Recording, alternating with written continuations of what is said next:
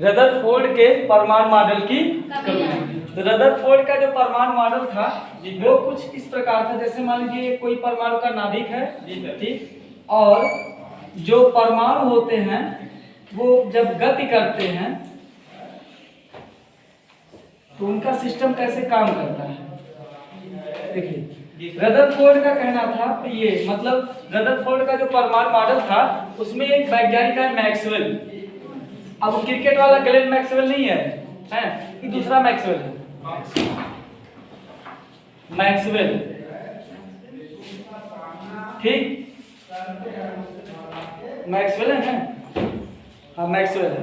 इन्होंने कहा कि जो इलेक्ट्रॉन होता है वो गति करता है कौन से मार्ग पर, तो वृत्ताकार मार्ग पर। ये कैसा दिखाई दे रहा है, जलेबी की दुकान जैसा है ना, इन्हें सीधा वाला है, शुगर फ्री जलेबी, जो खाएगा पक्का बीमार पड़ जाएगा, है ना।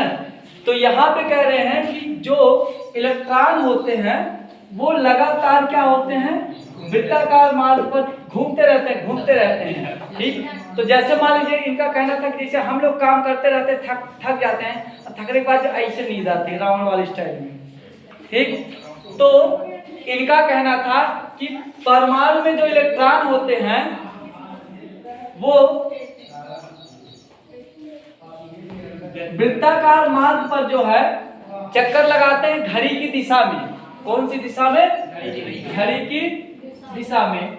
जब ये घड़ी की दिशा में चक्कर लगाते हैं तो आप जैसे मान लीजिए लगातार दौड़ते रहेगा तो एक न एक टाइम ऐसा आएगा कि आप किसी स्थान पे पहुंच जाएंगे ना, टारगेट होगा जहां पे, वहां पे पहुंच जाएंगे।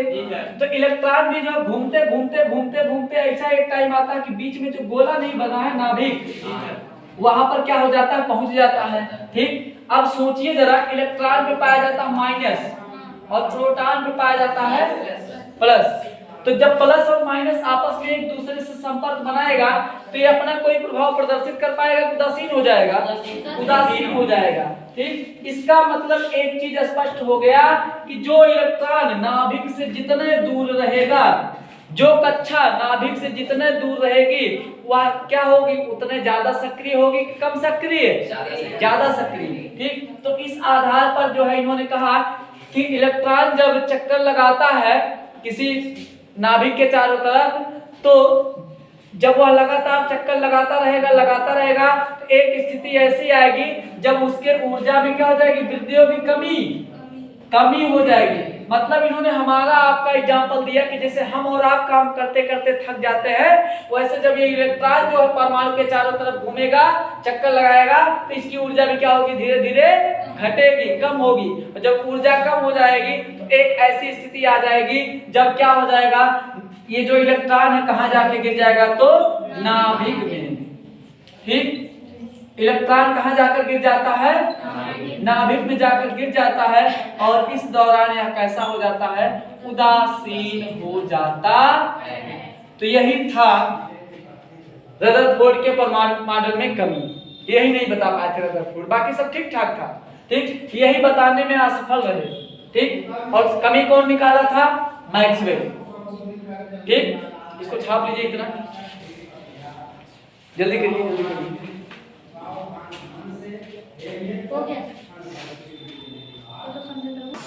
देखिएगा, मैक्सवेल के अनुसार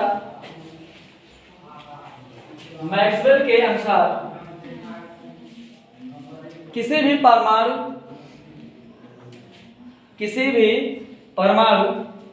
रुक जाए, थोड़ा स्पीड लिखो, किसी भी परमाणु में नाभिक, किसी भी परमाणु में नाभिक मध्य में पाया जाता है,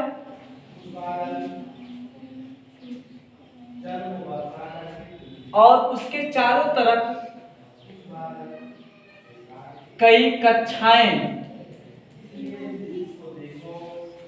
ये जो जितना लाइन आपको दिख रहा है जलेबी टाइप का ना, ये सब कक्षा है, ठीक ना। क्या लिखे, चारों तरफ कई कक्षाएं पाई जाती हैं।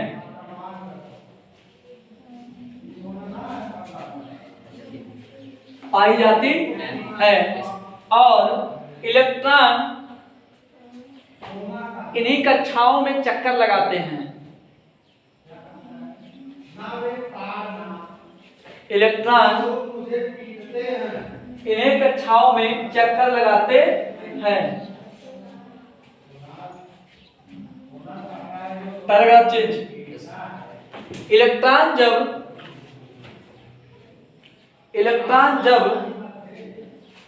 अपने कक्षाओं में घूमते हैं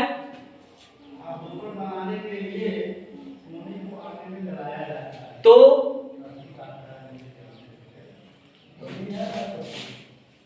ऊर्जा व्यय होती है। ऊर्जा व्यय होती है और ऊर्जा व्यय होने के कारण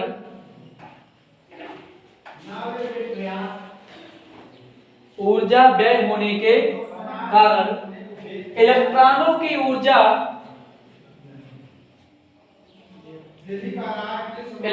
की ऊर्जा लगातार घटती रहती है।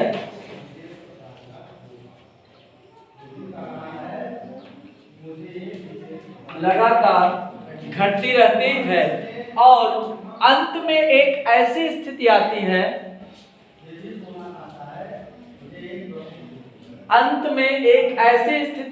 है जब इलेक्ट्रॉन आकर कहाँ गिरेगा? नाभिक में। हाँ, इलेक्ट्रॉन आकर नाभिक में गिर जाता है।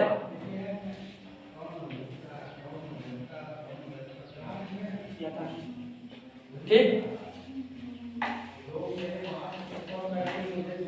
ये था रदरफोर्ड के परमाणु मॉडल की कमी। यही नहीं बता पाए थे जिसको कौन एक्सप्लेन किया था?